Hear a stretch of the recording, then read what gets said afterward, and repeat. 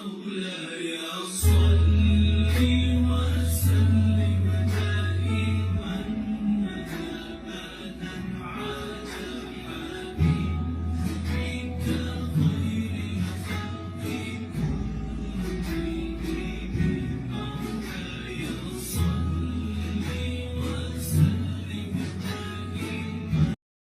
لله نحمده ونستعينه والصلاة والسلام على سيد الأنبياء والمرسلين وعلى آله وصحبه أجمعين.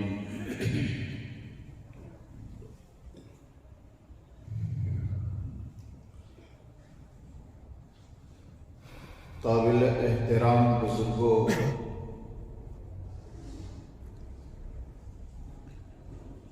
ہم سب کے آقا جناب رسول اللہ صلی اللہ علیہ وسلم کی سیرت مقدسہ پر گفتگو کا سلسلہ چل رہا ہے، اور پچھلی گفتگو میں آپ کے سامنے یہ بات آئی تھی کہ شیطان نے 4 مرتبہ چیخ ماری، اپنی زندگی میں ایسی چیخ نکالی کہ ان کے بہت سارے چیلے چپٹے، بہت سارے شاگرد جمع ہوئے۔ ان میں سے ایک موقع وہ تھا جب شیطان نے زور سے چیخ ماری۔ وہ موقع تھا رسول اللہ صلی اللہ علیہ وسلم کی ولادت کا، یعنی جب رسول اللہ صلی اللہ علیہ وسلم پیدا ہوئے تو شیطان نے زور سے چیخ ماری۔ سوال یہ ہے کہ شیطان نے حضور کی پیدائش پر، حضور کی ولادت پر زور سے چیخ کیوں ماری، کیوں اتنی زور سے چلایا؟ تو جواب ظاہر ہے کہ جس کی ولادت ہوئی ہے وہ آدم علیہ السلام سے لے کر حضرت عیسیٰ علیہ نبینا وعلیہم الصلاۃ والسلام تک تمام نبیوں کے سردار ہیں، تمام نبیوں کے امام ہیں، تمام رسولوں اور نبیوں سے افضل ہیں۔ اور نبی کریم صلی اللہ علیہ وسلم کا اس دنیا میں تشریف لانا شیطانوں کی تمام شیطانی حرکتوں کو ختم کرنے کے لیے تھا۔ تو شیطان ظاہر بات ہے اب تک جو لوگوں سے بت پرستی کروا رہا تھا، شرک کروا رہا تھا، الٹے سیدھے خرافات کروا رہا تھا، انسانوں کی زندگیوں میں برائیاں بھر رہا تھا، اب سب سے بڑا سر درد ان کے لیے ہوا کہ تمام رسولوں کے سردار، تمام نبیوں کے امام تشریف لائے تو ظاہر بات ہے تکلیف تو ہوگی۔ تو اس تکلیف سے، صدمے سے، ٹینشن سے، غم سے چلایا، بری خبر تھی شیطان کے لیے۔ تو شیطان نے زور سے چیخ ماری۔ نبی پاک صلی اللہ علیہ وسلم کے آنے کا ٹینشن ان کو ہوا۔ ظاہر بات ہے جس طرح انسان کی اولادیں ہوتی ہیں، شیطانوں کی بھی اولادیں ہوتی ہیں۔ تو شیطانوں کی ذریت اور شیطانوں کی اولادیں ابھی تک آ رہی ہیں۔ جس طرح شیطان نبی پاک صلی اللہ علیہ وسلم کی ولادت پر صدمے سے چلایا، آج بھی اگر کوئی پیغمبر صلی اللہ علیہ وسلم کے خلاف چیخ مارتا ہے، ہمارے نبی حضرت محمد مصطفیٰ صلی اللہ علیہ وسلم کی شان میں گستاخی کرتے ہوئے بھونکتا ہے، نبی پاک صلی اللہ علیہ وسلم کی شان میں گستاخی کرتے ہوئے وہ شور مچاتا ہے، تو ظاہر بات ہے یہ سمجھا جا سکتا ہے کہ کہیں نہ کہیں اس کے وجود میں، کہیں نہ کہیں اس کی خمیر میں اسی شیطانی نسل کا اثر ہے جو میرے نبی پر بھونکے گا، جو میرے نبی کی شان میں گستاخی کرے گا، جو نبی کی شان میں نبی کی توہین کرے گا، نبی کے خلاف شور مچائے گا، نبی پر کیچڑ اچھالے گا، ہم سمجھ سکتے ہیں کہ اس کی مجبوری یہی ہے، اس کی کمزوری یہی ہے کہ اس کے وجود میں، اس کے خمیر میں شیطان کا دخل ہے، کہیں نہ کہیں اس کا نسب شیطان سے ملتا ہے، ورنہ جو انسان ہے وہ تو پیغمبر صلی اللہ علیہ وسلم کی شان میں گستاخی نہیں کر سکتا، جو انسان ہے وہ رسول پاک صلی اللہ علیہ وسلم کی زندگی میں کوئی عیب تلاش نہیں کر سکتا، اس لیے کہ ہمارے رسول صلی اللہ علیہ وسلم کو جو اللہ نے پیدا فرمایا شان ہی ایسی تھی کہ شاعر نے کہا خلقت مبرئا من کل عیب، اے محمد آپ تو ہر عیب سے پاک پیدا کیے گئے ہیں، تو ہمارے نبی کی زندگی میں کوئی عیب ہی نہیں ہے، دنیا والوں تم کدھر عیب تلاش کرنے میں اپنا ٹائم ضائع کر رہے ہو کہ محمد صلی اللہ علیہ وسلم نعوذ باللہ ایسے تھے ویسے تھے، انہوں نے یہ کیا انہوں نے یہ کیا، یہ تمہارے دماغ کی خرابی ہے، تمہارا ٹائم برباد ہو رہا ہے، اپنا وقت ضائع کر رہے ہو۔ سرکار کی شان تو یہ ہے کہ شاعر نے کہہ دیا خلقت مبرئا من کل عیب، نبی ہر عیب سے پاک پیدا کیے گئے ہیں، کوئی عیب ہمارے نبی کی لائف میں، ہمارے نبی کی زندگی میں ہے ہی نہیں، اور اگر تم بول رہے ہو تو ظاہر بات ہے جو سلیقہ ہے، جو طریقہ ہے، جو اسٹائل ہے تمہارا نبی کے خلاف بولنے کا، وہ اسٹائل تو شیطانی دکھتا ہے، اس لیے کہ تمہاری بات میں، تمہارے شور شرابے میں، تمہاری توہین آمیز باتوں میں کوئی دلیل نہیں ہے، کوئی ثبوت نہیں ہے۔ زمانہ آج تک ہمارے نبی حضرت محمد مصطفیٰ صلی اللہ علیہ وسلم پر عیب نکال کر کوئی دلیل پیش نہیں کر سکتا۔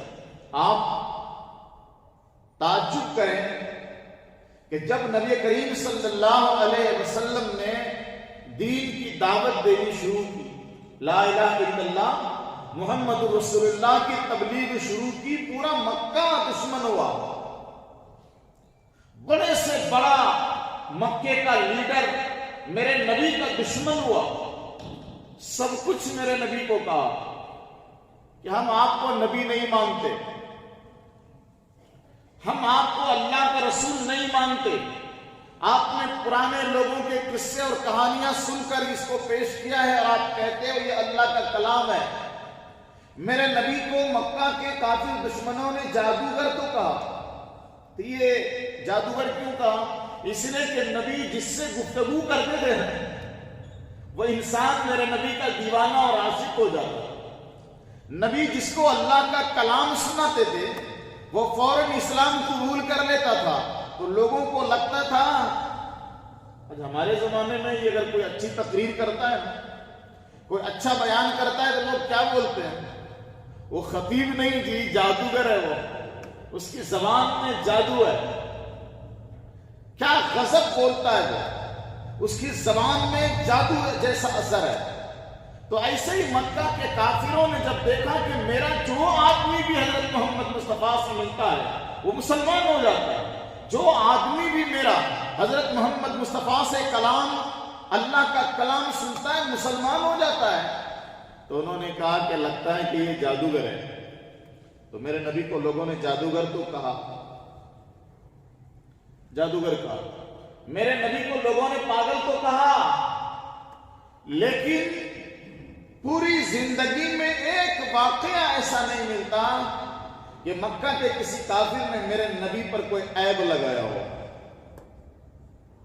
کوئی الزام لگایا ہو کہ ان کا کیریکٹر ایسا ہے، یہ غلط آدمی ہے، یہ ڈاکو ہے، یہ چور ہے، یہ بدماش ہے، مکہ کے کسی کافر نے نہیں۔ یہاں تک کہ جس وقت رسول اللہ صلی اللہ علیہ وسلم مکہ چھوڑ کر مدینہ ہجرت کر کے جا رہے ہیں، کئی سال ہو گئے ہیں قرآن نازل ہوئے، تبلیغ کر رہے ہیں نبی، اب دشمنوں نے اتنا ستایا کہ مکہ چھوڑ کر مدینہ جانا پڑ رہا ہے، تو اس وقت بھی میرے نبی حضرت محمد مصطفیٰ صلی اللہ علیہ وسلم کے پاس مکہ کے بڑے بڑے کافروں کی امانت رکھی ہوئی تھی۔ اس وقت تک ان لوگوں نے میرے نبی کو امانت دار سمجھ کر اپنی اپنی چیزیں ان کے پاس رکھی تھی۔ کسی دشمن رسول نے، کسی دشمن اسلام نے میرے نبی کے کیریکٹر پر انگلی نہیں رکھی۔ آج کل کے پاگل خبطی الحواس بد نصیب دماغ کے سڑے کچھ کافر ہیں جو میرے نبی کی شان میں دلیری کے ساتھ گستاخی کرتے ہیں کہ نعوذ باللہ حضرت محمد مصطفیٰ صلی اللہ علیہ وسلم ایک لٹیرا انسان تھا، ایک ڈاکو تھا، جنہوں نے اپنی ایک ٹولی بنا رکھی تھی، ایک جماعت بنا رکھی تھی، ایک گروپ بنا رکھا تھا جو لوگوں کے ساتھ لوٹ مار کرتا تھا، لوگوں پر حملے کرتا تھا، اور حملہ کرتے کرتے انہوں نے بہت سارے ملک کو فتح کر لیا۔ یہ کتنی بڑی بے وقوفی کی بات ہے، کتنی بڑی نادانی کی بات ہے، پاگل پن کا ثبوت مل رہا ہے ایسی باتوں میں کہ ایک آدمی ڈاکو ہو، ایک آدمی بدماش ہو، اور وہ اپنا ایک گروپ بنا لے اور پھر وہ گروپ کسی ملک پر قبضہ کر لے، بڑے بڑے بادشاہوں کو شکست دے دے۔ ایسا تو نہیں ہوتا ہے۔ پیغمبر صلی اللہ علیہ وسلم کی زندگی پاک صاف زندگی ہے۔ ہم عاشقان رسول کی ذمہ داری ہے، ہم محبین رسول کی ذمہ داری ہے، ہم مسلمانوں کی ذمہ داری ہے کہ ہم اپنے آقا جناب رسول اللہ صلی اللہ علیہ وسلم کی زندگی کو سنیں، رسول اللہ کی زندگی کو سمجھیں، اور دوسروں تک اپنے رسول کی زندگی کو پہنچائیں کہ پڑھ لو، میرے نبی کی زندگی کو پڑھو، پہلے میرے نبی کی سیرت کو پڑھو، پاگل نہ بنو، اپنی دنیا اور آخرت خراب نہ کرو، پیار سے میرے نبی کی زندگی پڑھ لو، ہدایت مل جائے گی۔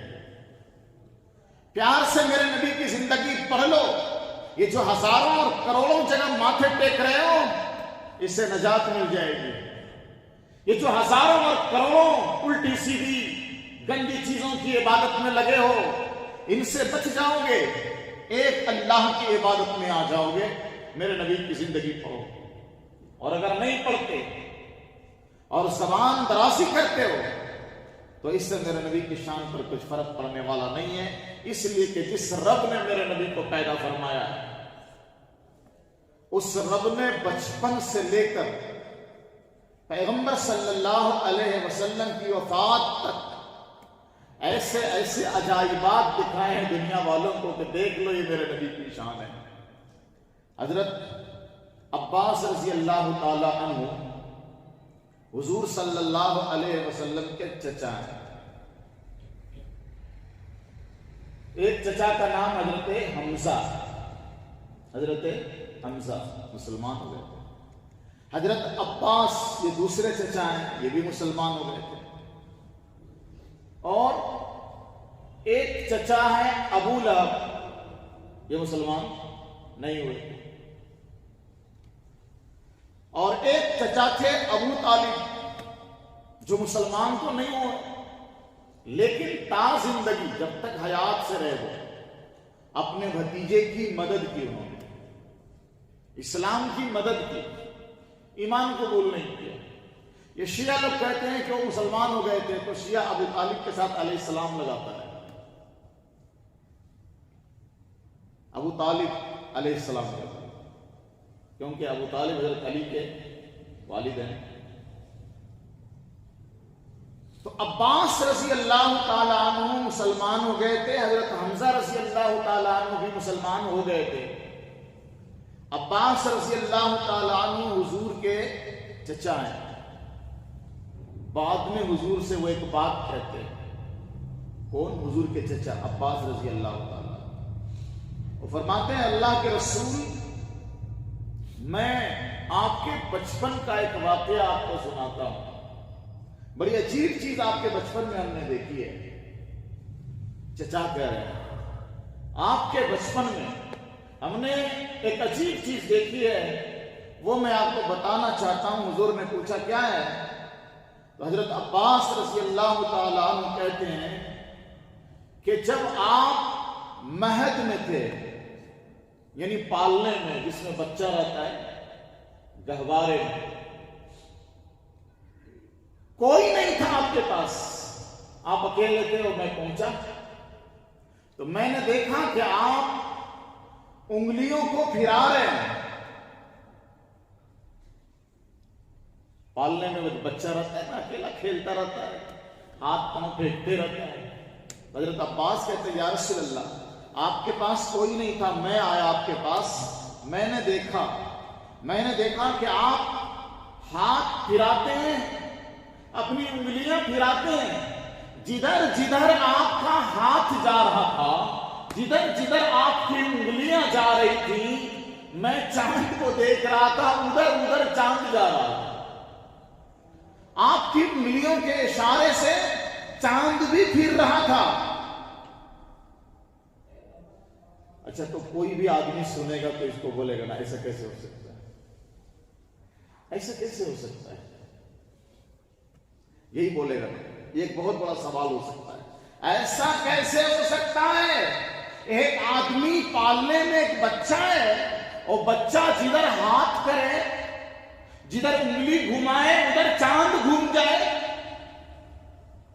چاند کیا ایک گیند ہے، بال ہے کیا؟ وہ چھوٹی سی چیز ہے وہ، کہ بچہ انگلی پھرائے تو چاند بھی پھر جائے گا. ایسا کیسے ہو سکتا ہے؟ یہ ناممکن ہے. تو ایسے کم عقل لوگوں کو دو طرح کا جواب دیا جا سکتا ہے، دو طرح کا. اور یہ جو میں جواب بتا رہا ہوں میرا اپنا جواب نہیں ہے. جب قرآن پڑھو گے، جب قرآن سنو گے، جو ہم نہیں کرتے ہیں، نہ پڑھتے ہیں، نہ سنتے ہیں اور نہ سمجھتے ہیں. جگہ جگہ قرآن کریم میں اللہ نے بتایا ہے کہ جس کو تم ناممکن سمجھتے ہو، جو تمہاری کھوپڑی میں نہیں آتی ہے، تم فلاں چیز پہ غور کرو، میں نے ایسا پہلے ہی کر کے رکھا ہے، میں نے ایسا پہلے ہی کر کے رکھا ہے. پڑھو، سنو، دیکھو کائنات کو دیکھو. اللہ سمجھاتا ہے قرآن میں. مثلا مکہ میں بہت سارے مشرکین تھے، جب ان سے کہا جاتا تھا کہ سنبھل جاؤ، سدھر جاؤ، یہ سارے معبودوں کو چھوڑ کر ایک اللہ کی عبادت میں لگ جاؤ، ایک خالق کو مانو، ایک مالک کو مانو، اسی کو سجدہ کرو، اسی سے دعائیں مانگو، اسی سے اپنی حاجتیں مانگو، اسی سے اپنی دل کی مرادیں مانگو. سب دیتا ہے وہ، سب کچھ وہی دیتا ہے. اور اگر تم نے ایک اللہ پر ایمان نہیں لایا، اگر تم نے رسول اللہ کو اللہ کا پیغمبر نہیں مانا، اگر تم نے قرآن کریم کو اللہ کی کتاب نہیں مانا، اگر تم نے اپنی زندگی نہیں بدلی، تو سنو، موت آئے گی، پھر قیامت آئے گی. مرنے کے بعد تم کو دوبارہ زندہ کیا جائے گا، اور زندہ کرنے کے بعد تم سے حساب لے لیا جائے گا، پل پل کا حساب لیا جائے گا. جب اس طرح سے ان کو سمجھایا جاتا تھا تو وہ لوگ کہتے تھے کہ ایسا کیسے ہو سکتا ہے؟ ایک آدمی مر جائے، قبر میں جائے یا شمشان میں جل جائے، ان کے ریزے ریزے بکھر جائے، ذرے ذرے ہواؤں میں اڑ جائیں، ان کے ذرے ذرے پانی میں ڈوب جائیں، اور پھر اس کو دوبارہ زندہ کیسے کیا جا سکتا بھائی؟ تب اللہ قرآن میں سمجھاتا ہے کہ اس کو سمجھنا آسان ہے.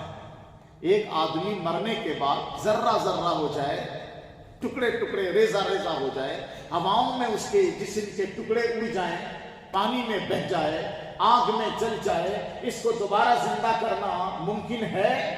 تو اللہ سمجھاتا ہے یہ تو میں نے پہلے ہی کر کے دکھایا ہے تم کو، تم نے نہیں دیکھا۔ کیا دکھایا؟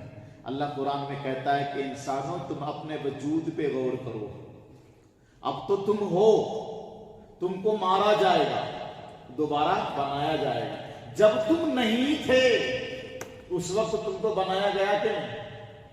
پہلی بار تم کو بنایا گیا کہ نہیں؟ تیری نہ دانت تھی، نہ آنکھ تھی، نہ گال تھی، نہ ناک تھی، نہ سر تھا، نہ ہاتھ تھا، نہ پاؤں تھا، کچھ بھی نہیں تھا۔ یہ بنایا کس نے؟ اللہ کہتا ہے یہ میں نے بنایا۔ تو جب پہلی بار میں تم کو بنا سکتا ہوں تو دوبارہ توڑ کے نہیں بنا سکتا۔ یہ اللہ قرآن میں سمجھاتا ہے، اور کائنات کے لیے بھی ایسے ہی اللہ سمجھاتا ہے۔ جب کوئی قیامت پر شک ظاہر کرتا ہے نا، قیامت آئے گی، آسمان ٹوٹ جائے گا، زمین ٹوٹ جائے گی، کائنات ختم ہو جائے گی، پھر دوبارہ اللہ بنائے گا، ایک دنیا بسائے گا، جنت میں پہنچائے گا، جہنم میں پہنچائے گا، لوگوں کو دوبارہ زندہ کر کے حساب و کتاب لیا جائے گا۔ ایسا کیسے ہو سکتا ہے؟ تو رب کہتا ہے کہ کائنات جب نہیں تھی تو کس نے بنایا تھا؟ اس کا تو کوئی سیمپل بھی نہیں تھا، اس کا کوئی نمونہ بھی نہیں تھا۔ بغیر نمونے کے آسمان بنا دیا، بغیر نمونے کے زمین بنا دی، بغیر نمونے کے چاند بنایا، بغیر نمونے کے ستارے بنائے، بغیر نمونے کے سورج بنایا، ہم نے بنایا۔ تو جب بغیر نمونے، بغیر سمپل کے ہم نے یہ ساری چیزیں بنا دی تو دوبارہ توڑ کے کیوں نہیں بنا سکتے؟ یہ تو آسان ہے، ایک چیز کا وجود نہیں، اس کو بنانا مشکل ہے، نمونہ نہیں ہے، سمپل نہیں ہے، بنانا مشکل ہے، لیکن ایک سیمپل ہے، اس کو توڑا جائے گا، دوبارہ بنایا جائے تو انسان بھی بناتا ہے۔ آپ ایک موبائل لو، توڑو دو اس کو، جاؤ میکینک کے پاس لے جائے، وہ دوبارہ اس کو جوڑے گا، بنائے گا، لیکن ایک چیز ہے ہی نہیں۔ تو اللہ سمجھاتا ہے کہ کائنات میں آسمان اتنی بڑی چیز ہے۔ الذی جعل لکم الارض فراشا والسماء بناء وانزل من السماء ماء فاخرج به من الثمرات۔ اللہ نے آسمان کو تمہارے لیے چھت بنایا نا جی، ممکن تھا کیا یہ؟ ایسا ہو سکتا تھا؟ جس زمین پر تم چل رہے پھر رہے ہو، وہ بڑی بڑی بلڈنگیں بنا رہے ہو، یہ زمین کیا ہے؟ کس نے بنائی ہے؟ اتنی بڑی زمین جب ہم بنا سکتے ہیں، آسمان بنا سکتے ہیں، آسمان میں چاند سورج بنا سکتے ہیں، تو ایک بچے کے انگلی کے اشارے پہ چاند کو پھرا نہیں سکتے ہم؟ یہ کون سی بڑی بات ہے؟ پھرا سکتے ہیں۔ اور اس سے پہلے، میرے نبی سے پہلے جتنے نبی آئے، نمونہ ایسا چھوڑا اللہ نے انسانوں کو سمجھانے کے لیے، کائنات کو سمجھانے کے لیے، کہ سب سے جو پہلا انسان ہے حضرت آدم علیہ السلام۔ باپ کا نام جانتے ہیں اس کے باپ کا نام معلوم ہے؟ آدم علیہ السلام کے ابا کا نام کیا ہے؟ اس لیے کہ ان کا کوئی ابا ہی نہیں ہے۔ اچھا، آدم علیہ السلام کی ماں کا نام معلوم ہے؟ کسی کو نہیں معلوم۔ کیوں؟ ان کی کوئی ماں نہیں تھی۔ تو رب کہتا ہے کہ بغیر باپ کے، بغیر ماں کے ہم نے پہلے انسان کو پیدا کیا۔ یہ میری قدرت ہے۔ حضرت عیسیٰ علیہ السلام کی ماں ہے، اور کسی بھی عیسائی سے پوچھو کہ ان کے ابا کا کیا نام ہے؟ عیسیٰ علیہ السلام کی ماں کا نام ہے، پر کسی بھی عیسائی سے آپ سوال کرو عیسیٰ علیہ السلام کی ماں کا نام کیا ہے؟ کوئی نہیں بتائے گا۔ اس لیے کہ عیسیٰ علیہ السلام کو رب نے بغیر باپ کے پیدا کیا۔ ہو تو نہیں سکتا تھا، پر پروردگار کی قدرت سے سب کچھ ہوتا ہے۔ تو رسول اللہ صلی اللہ علیہ وسلم کو عباس رضی اللہ تعالیٰ عنہ نے کہا، یا رسول اللہ، میں نے دیکھا کہ آپ پالنے میں کھیل رہے تھے، جدھر جدھر آپ کی انگلیاں جا رہی تھی ادھر ادھر چاند جا رہا تھا، تو گویا چاند آپ کی انگلیوں سے کھیل رہا تھا۔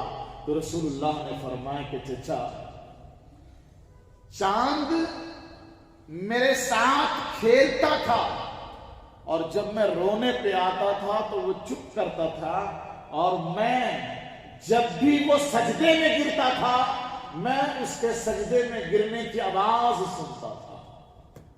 تو جس کی اتنی بڑی شان ہو، جن کی اتنی عظیم شان ہو، زمانے کے کچھ ٹٹو پٹو میرے نبی کے خلاف بولے تو میرے نبی کی شان میں فرق نہیں پڑتا۔ نبی کی شان کو سمجھنے کے لیے ایک بڑی چیز سمجھاتا ہوں، میں نے پہلے بھی سمجھایا ہے۔ ساری کائنات کو کس نے پیدا کیا؟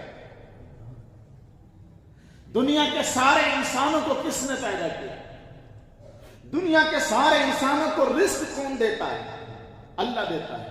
دنیا کے سارے انسانوں کو سانس کون دیتا ہے؟ اللہ دیتا ہے۔ دنیا کے سارے انسانوں کی ضرورتیں کون پوری کرتا ہے؟ اللہ پوری کرتا ہے۔ دنیا کے سارے انسانوں کو صحت اللہ دیتا ہے، زندگی اللہ دیتا ہے، موت اللہ دیتا ہے، بیماری اللہ دیتا ہے، اولاد اللہ دیتا ہے، ہر ضرورت اللہ پوری کرتا ہے۔ اسی لیے تو رب نے کہا الحمدللہ رب العالمین، تمام تعریف اس اللہ کے لیے ہے جو سارے جہان کو پالتا ہے، سارے جہان کو پالتا ہے۔ ہمارے اسلام کی خوبی یہی ہے کہ ایک ہی ہے، پیدا بھی وہی کرتا ہے، پالتا بھی وہی ہے، سنبھالتا بھی وہی ہے اور فنا بھی وہی کرتا ہے۔ الگ الگ کوئی نہیں ہے۔ یہ دوسری قوم میں ہے، یہ دوسرے مذہب میں کہتے ہیں پیدا تو برہما نے کیا، پالتا کوئی دوسرا ہے اور فنا کوئی اور کرتا ہے۔ مٹانے والا کوئی اور ہے، پیدا کرنے والا کوئی اور ہے، پالنے والا کوئی اور ہے۔ رب کہتا ہے لا الہ الا هو الحی القیوم، لا الہ، کوئی نہیں ہے، صرف ایک ہی ہے، هو الحی القیوم، وہی زندہ ہے اور وہی پوری کائنات کو سنبھالتا ہے۔ قیوم کے معنی پوری کائنات کو، پوری مخلوقات کو سنبھالنے والا صرف اللہ ہے، وہی سنبھالتا ہے۔ الحمدللہ رب العالمین، تمام تعریف جو سارے جہان کو پالتا ہے، پالنے والا بھی وہی ہے، سنبھالنے والا بھی وہی ہے۔ اور ایک دن آئے گا کائنات کو پلٹ دیا جائے گا۔ اللہ کہتا ہے کل من علیہا فان وَيَبْقَى وَجْهُ رَبِّكَ ذُو الْجَلَالِ وَالْإِكْرَامِ، كُلُّ مَنْ عَلَيْهَا فَانٍ، ہر چیز فنا ہو جائے گی، ہر چیز فنا ہو جائے گی، صرف تیرے رب کی ذات باقی رہ جائے گی، باقی ہر چیز فنا ہو جائے گی۔ یہ فنا کرنے والا بھی صرف تیرا رب ہے، دوسرا کوئی نہیں۔ اچھا، فنا کرنے کے بعد دوبارہ زندہ بھی میرا رب ہی کرے گا۔ دوبارہ زندہ کرنے کے بعد آدم علیہ السلام سے لے کر قیامت قائم ہونے تک جتنے انسان پیدا ہوئے سب کا حساب ہوگا اور اکیلا لے گا۔ اللہ کہتا ہے کفا بنا حاسبین، میرا نہ کوئی منشی ہوگا، نہ کوئی رائٹر ہوگا، سمجھ گئے، نہ کوئی چپراسی، کوئی کام والا نہیں۔ کفا بنا حاسبین، پالنے کے لیے میں اکیلا کافی تھا، سنبھالنے کے لیے اکیلا کافی تھا، فنا کرنے کے لیے اکیلا کافی تھا۔ نہ مجھے کسی پولیس کی ضرورت پڑتی ہے اور نہ کائنات کو فنا کرنے کے لیے کسی فوج کی ضرورت پڑتی ہے۔ فنا کرنے کے لیے بھی میں اکیلا کافی ہوں، اور دوبارہ زندہ کرنے کے بعد جب اتنے سارے لوگوں کے حساب کی باری آئے گی تو حساب لینے کے لیے بھی میں اکیلا کافی ہوں۔ اتنا بڑا رب ہے میرا، اتنا بڑا خدا ہے میرا، ساری کائنات کو اکیلا پالتا ہے وہ، لیکن کائنات کے سارے انسان کیا اللہ کی عبادت کرتے ہیں؟ اللہ کو سجدہ کرتے ہیں؟ اللہ سے مانگتے ہیں؟ نہیں۔ دیتا سب کو اللہ ہے، پر سجدے دنیا کی دوسری عجیب عجیب کمزور کمزور مخلوق کے سامنے، کوئی پانی کو پوج رہا ہے، کوئی آگ کو پوج رہا ہے، کوئی مٹی کو پوج رہا ہے، کوئی پتھر کو، کوئی لکڑی کو، کوئی گوبر کو، کوئی جانور کو، کوئی بچھو کو، کوئی سانپ کو، کوئی بلی کو، کوئی کچھوا کو، کوئی مچھی کو۔ عجیب ماجرا ہے، اور صرف پوج نہیں رہا بلکہ اصلی اور حقیقی خالق اور مالک کو، اصلی پالنے والے کو گالیاں بھی دیتا ہے، یعنی اللہ کی شان میں گستاخی بھی کرتا ہے۔ لیکن بتاؤ میرے دوستو، اتنے سارے غیر مسلم جو نعوذ باللہ اللہ کے بارے میں برا بھلا بکتے ہیں، اس سے میرے اللہ کی شان میں کمی ہوتی ہے؟ کوئی کمی نہیں۔ میرا اللہ وہ ہے جس کی شان کو ہمارے اور آپ اور کسی مخلوق کی ضرورت نہیں ہے کہ دنیا کے لوگ اللہ کو مانیں گے تو اللہ کی شان بڑھ جائے گی، اور اللہ کو ماننا چھوڑ دیں گے تو اللہ کی شان گھٹ جائے گی۔ ایسا نہیں ہوتا۔ ایسے ہی اگر کوئی ٹٹو پٹو میرے نبی کی شان میں گستاخی کر کے الٹی سیدھی بات کرے تو میرے نبی کی شان میں فرق نہیں پڑتا، کیونکہ نبی کے بارے میں تو اللہ نے قرآن میں کہا ان اللہ وَمَلَائِكَتَهُ يُصَلُّونَ عَلَى النَّبِيِّ إِنَّ اللَّهَ وَمَلَائِكَتَهُ يُصَلُّونَ عَلَى النَّبِيِّ، بے شک اللہ بھی اور اللہ کے فرشتے بھی نبی پر رحمت درود و سلام بھیجتے ہیں۔ نبی پر درود و شان تو وہ ہے کہ خود اللہ رحمت بھیج رہا ہے، شان تو وہ ہے کہ فرشتے درود بھیج رہے ہیں۔ پھر اللہ کہتا ہے کہ جس کو اپنی قسمت چمکانی ہو، جس کو اپنی زندگی بنانی ہو، جس کو اپنی دنیا اور آخرت سنوارنی ہو، تو اللہ کہتا ہے یا ایھا الذین آمنوا صلو علیہ وسلموا تسلیما، اے ایمان والو، چونکہ اللہ رحمت بھیج رہا ہے، فرشتے بھی نبی پر درود بھیجتے ہیں، تم کو بھی کچھ بننا ہے، اپنی حیثیت بڑھانی ہے، اپنا نصیب چمکانا ہے، اپنا مقدر بنانا ہے، تیرا بن جائے گا۔ فارمولہ یہ ہے کہ نبی پر تم بھی درود و سلام پڑھا کرو۔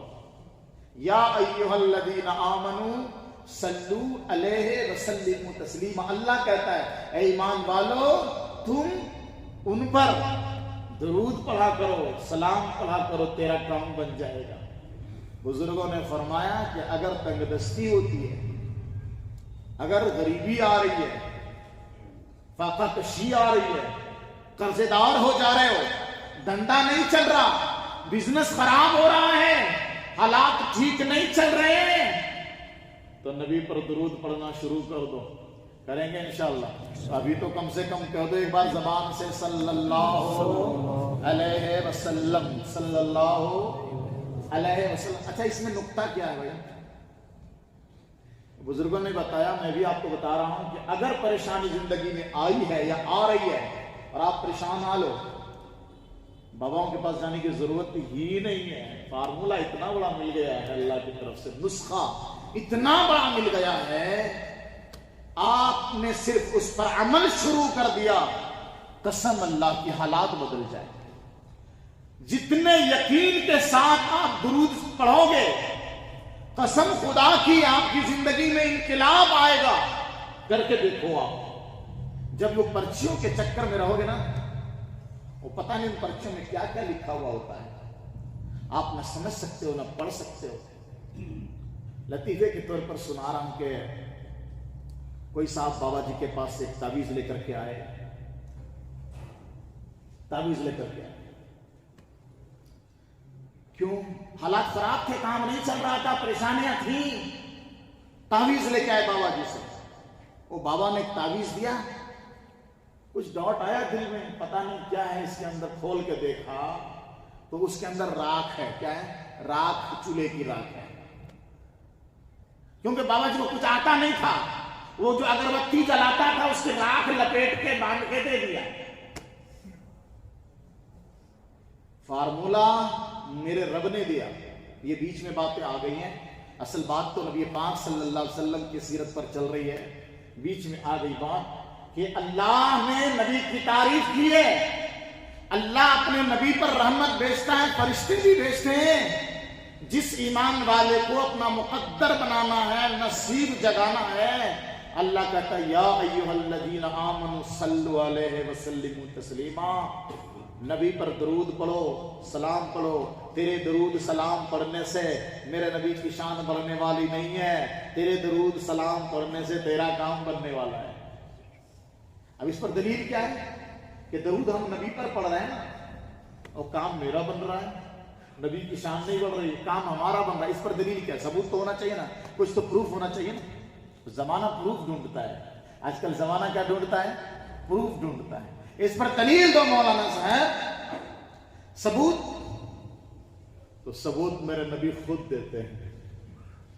ثبوت میرے نبی خود دیتے ہیں. نبی کیا کہتے ہیں؟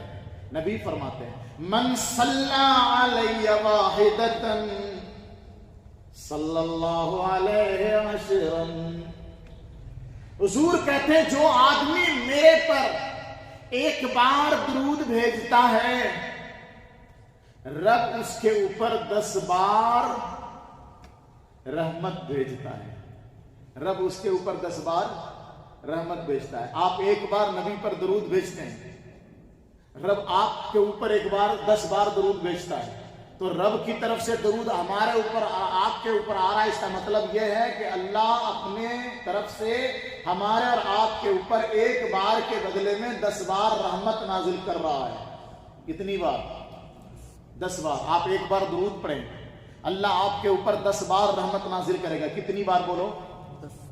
صرف ایک بار پڑھنے سے 10 بار رحمت. اور رحمت رحم سے ہے. سمجھو, اللہ کا رحم اتر رہا آپ کے اوپر.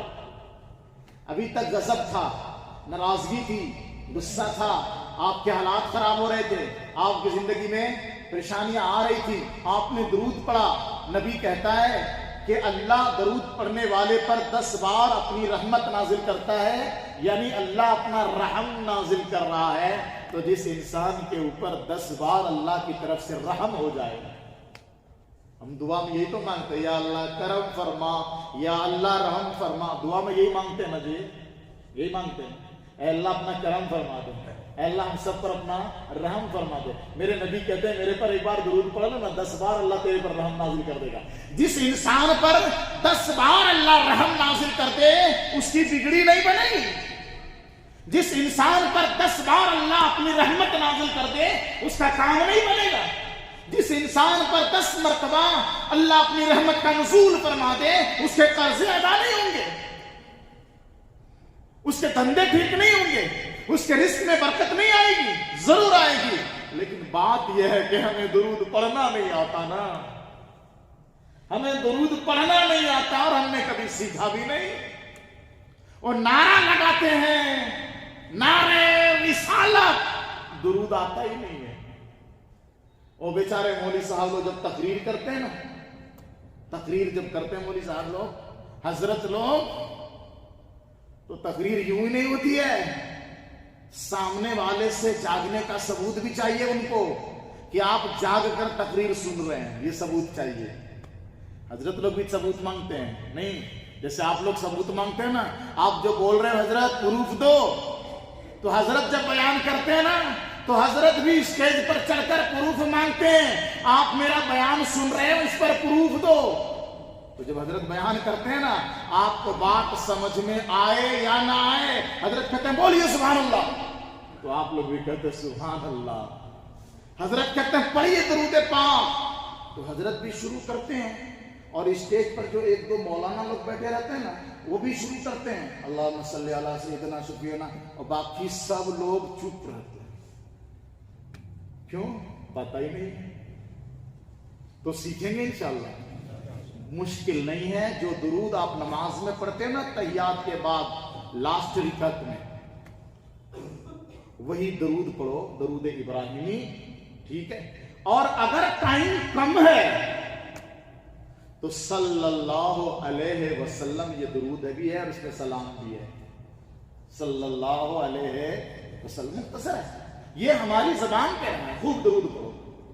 تو میں یہ کہہ رہا تھا کہ ہم اور آپ نبی کی تعریف کرتے ہیں، نبی کی شان نہیں بڑھتی۔ دنیا کے کوئی کم بخت ٹٹو پٹو میرے نبی کی شان میں گستاخی کرے، میرے نبی کی شان کم نہیں ہوتی، کیونکہ اللہ نے پیغمبر کی شان کو بڑھایا ہے، اور اتنا بڑھایا ہے، اتنا بڑھایا ہے کہ میں نے کہا خلقت مبرئا من کل عیب، میرے نبی کی زندگی میں کوئی عیب ہی نہیں۔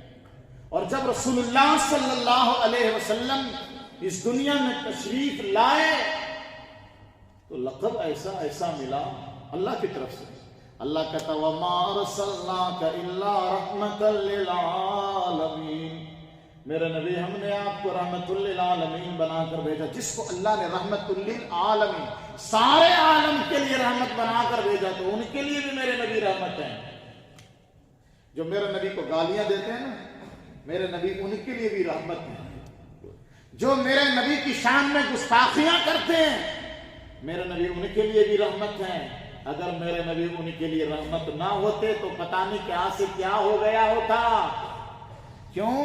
اس لیے کہ اللہ کو اپنے نبی کے خلاف سننا پسند نہیں ہے، لیکن میرے نبی کی رحمت کا صدقہ ہے کہ کائنات چل رہی ہے، کچھ لوگ اللہ کو بھی گالیاں بکتے ہیں، رسول اللہ کو بھی گالیاں بکتے ہیں، رسول اللہ کی رحمت کے صدقے میں ساروں کا کام چل رہا ہے، مہلت مل رہی ہے۔ وَأُمْلِي لَهُمْ وَأُمْلِي لَهُمْ، یہ اللہ کہتا ہے کہ میں مہلت دے رہا ہوں گالیاں بکنے والوں کو بھی، شرک بت پرستی کرنے والوں کو بھی، اللہ رسول کی نافرمانیاں کرنے والوں کو بھی اُمْلِي لَهُمْ، مہلت دے رہا ہوں، لیکن نہ سمجھنا چھوڑ دیا جائے گا۔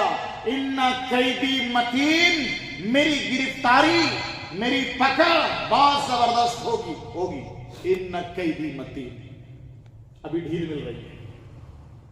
پیغمبر صلی اللہ علیہ وسلم کی سیرت پر بات چل رہی تھی، میں چاہ رہا تھا کہ بات کو کچھ آگے بڑھا دوں، لیکن وقت ہو چکا ہے۔ انشاءاللہ آئندہ مجلس میں کنٹینیو کیا جائے گا۔ اللہ ہم سب کے سینے کو رسول اللہ صلی اللہ علیہ وسلم کی محبت سے بھر دے، ہم سب کی زندگی میں رسول اللہ کی سنت کو داخل فرما دے، کہی گئی تمام باتوں پر عمل کرنے کی توفیق عطا فرمائے۔